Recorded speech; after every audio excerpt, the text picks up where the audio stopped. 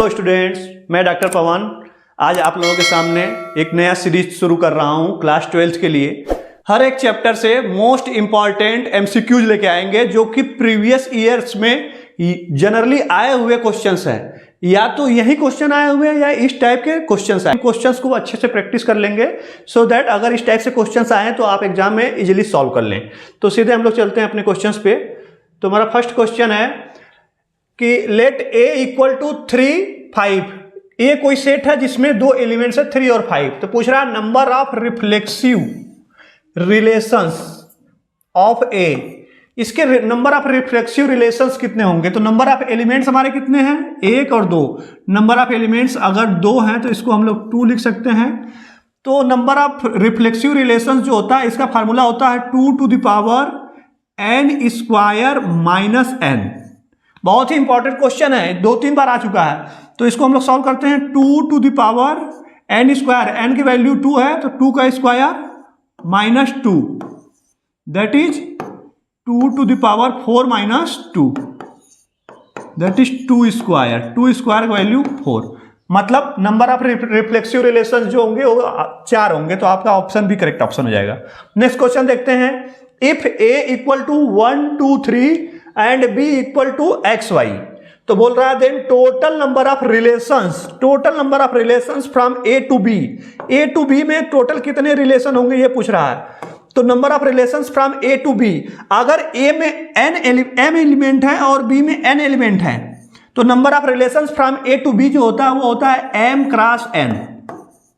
तो यहां पे m की वैल्यू 3 है, 1, 2, 3 और v की वैल्यू 2 है। तो 3 इंटू 2 दैट इज 6। तो number of relations from a to b जो होगा वो 6 होगा। तो ऑप्शन सी आपका करेक्ट ऑप्शन हो जाएगा। नेक्स्ट क्वेश्चन देखते हैं। बोल रहा है if a has 4 elements, a के पास 4 एलिमेंट है और b has 3 elements, then number of possible functions. अलग टाइप का क्वेश्चन है। बोल रहा है number of possible functions from a to b। Number of possible functions जब बोलता है, अब ये देखना ये कहां से कहां बोल रहा है, a टू b बोल रहा है। तो आपको नंबर ऑफ पॉसिबल फंक्शंस का फार्मूला होता है n to the power m। जहां पे जा रहा है b साइड जा रहा है तो b का जो होगा वो बेस पे रहेगा और जहां से जा रहा है वो पावर पे हो जाएगा। तो हमारा देखते हैं कि m की वैल्यू क्या दिया हुआ है। m इक्वल टू 4 है और n इक्वल टू कितना है? n इक्वल टू 3 है। इसकी वैल्यू पुट करते हैं तो ये हो जाएगा 3 to the power 4। 3 to the power 4 मतलब 3 into 3 into 3 into 3, 4 times, that is 81। 81 आपका आंसर होगा। ऑप्शन डी करेक्ट ऑप्शन होगा। नेक्स्ट क्वेश्चन देखते हैं। बोल रहा है ए और relation R in a set A is called symmetric. Symmetric relation का कंडीशन पूछ दिया है। सिमेट्रिक रिलेशन का कंडीशन क्या होता है? अगर ए बी बिलोंग कर रहा है आर से, ए बी अगर आर से बिलोंग कर रहा है तो बी ए और क्या करना चाहिए? उसी आर से, उसी रिलेशन से बिलोंग करना चाहिए। यही होता है सिमेट्रिक का कंडीशन। तो हमारा ऑप्शन ए करेक्ट ऑप्शन हो जाएगा। बाकी ऑप्शंस को देखने की जरूरत नहीं है क्योंकि हमें हमारा कंडीशन मिल गया। नेक्स्ट क्वेश्चन देखते हैं। क्वेश्चन नंबर 5 है if R equal to 1, 2, 2, 3, 3, 1, then बोल रहा आर इनवर्स क्या होगा। तो आर इनवर्स होता है आपको जो एलिमेंट्स गिवन है इन्हीं एलिमेंट्स का ऑर्डर चेंज कर देना है। 1 की जगह पे 2, 2 की जगह पे 1, ऐसे ही 3 की जगह पे 2 और 2 की जगह पे 3, 1 की जगह पे 3, 3 की जगह पे 1। तो ऑप्शंस देखते हैं। तो फर्स्ट ऑप्शन में 2, 1 ठीक है, 3, 2 ये भी है और ये 1, 3, मतलब ऑप्शन ए ही आपका करेक्ट ऑप्शन है। नेक्स्ट क्वेश्चन देखते हैं। बोल रहा है the domain of fx equal to under root x minus 2। x minus 2 का डोमेन क्या होगा ये पूछ रहा है। तो डोमेन के लिए हमको x की वो वैल्यू निकालनी होती है जिसके लिए ये गिवन फंक्शन क्या हो, डिफाइन हो, परिभाषित हो। तो हमारा यहां पे क्या है, x माइनस 2 है अंडर रूट के अंदर पे। तो x माइनस 2 क्या होना चाहिए सो दैट ये फंक्शन डिफाइन हो? ये होना चाहिए ग्रेटर देन इक्वल टू 0। अगर रूट के अंदर में कोई वैल्यू है ये या तो 0 हो या तो 0 से क्या हो, बड़ी हो, तभी ये फंक्शन डिफाइन होगा। अदरवाइज अगर ये निगेटिव में हो गया तब क्या होगा, ये इमेजिनरी हो जाएगा। तो इमेजिनरी होगा तो डिफाइन नहीं होगा। तो यही हमको ध्यान देना है।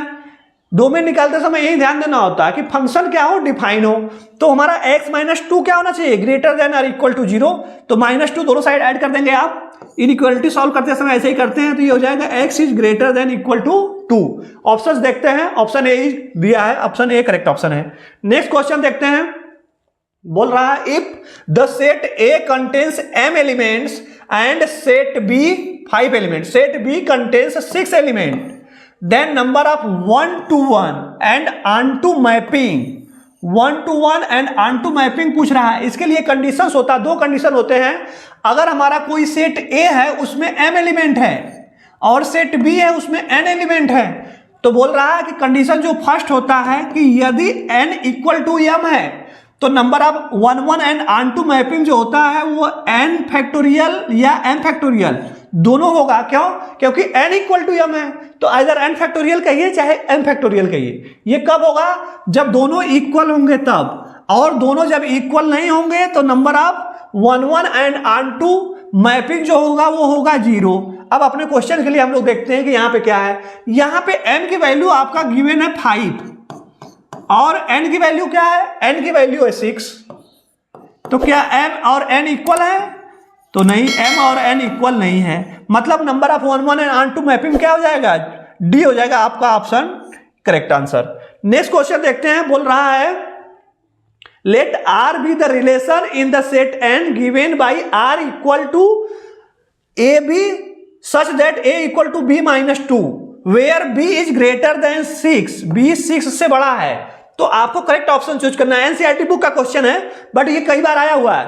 तो यहां पे आपको देखना है कि जो b है ये 6 से बड़ा है और a और b में क्या रिलेशन है? दोनों में डिफरेंस 2 का है। दोनों में डिफरेंस क्या है? 2 का है। तो हमको देखना है कौन सा ऑप्शन सही होगा। तो b ग्रेटर देन क्या होना चाहिए? 6 होना चाहिए। तो आपका ये वाला ऑप्शन और ये वाला ऑप्शन तो कट गए, एक ऑप्शन ये ऐसे ही कट गया आपका। अब बचा क्या? 3 और 8, ये होगा नहीं, दोनों में डिफरेंस 2 का नहीं है। 8 और 7 ये होगा नहीं, दोनों में डिफरेंस 2 का नहीं है। तो 6 और 8 में आपका डिफरेंस 2 होगा। यहां पे बिलोंग्स टू r लिखना है, ये ऐसे। तो आपका ऑप्शन सी करेक्ट ऑप्शन हो जाएगा। नेक्स्ट क्वेश्चन देखते हैं,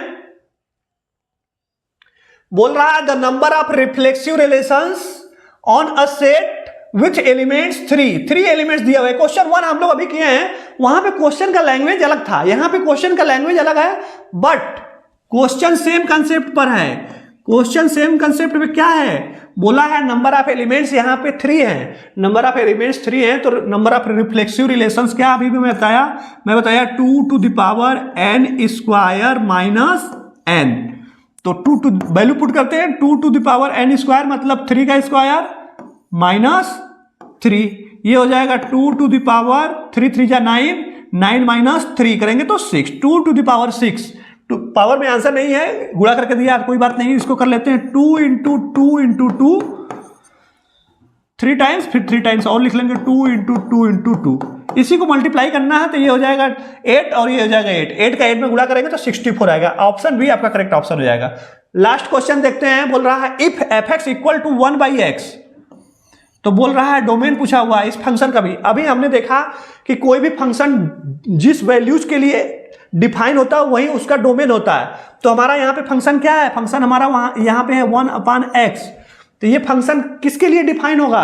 ये फंक्शन x की सभी वैल्यूज के लिए डिफाइन होगा एक्सेप्ट 0। क्यों? क्योंकि अगर 1/0 हो जाएगा तो ये अनडिफाइन हो जाएगा। आपको पता है किसी भी नंबर में अगर 0 से डिवाइड करते हैं तो क्या आता है? नॉट डिफाइंड आता है। तो हमारा डोमेन का डिफिनीशन यही होता है x की वो वैल्यू जिसके लिए फंक्शन डिफाइन हो। तो हमको क्या लिखना होगा? ऑल रियल नंबर एक्सेप्ट 0, यही आपका इस फंक्शन का डोमेन है। ऑप्शन देख लीजिए, ऑप्शन भी करेक्ट ऑप्शन है। तो इस तरह के ट्रिकी वीडियोस को देखने के लिए हमारे चैनल को सब्सक्राइब करें और अपने फ्रेंड्स के साथ शेयर करें। Thanks for watching.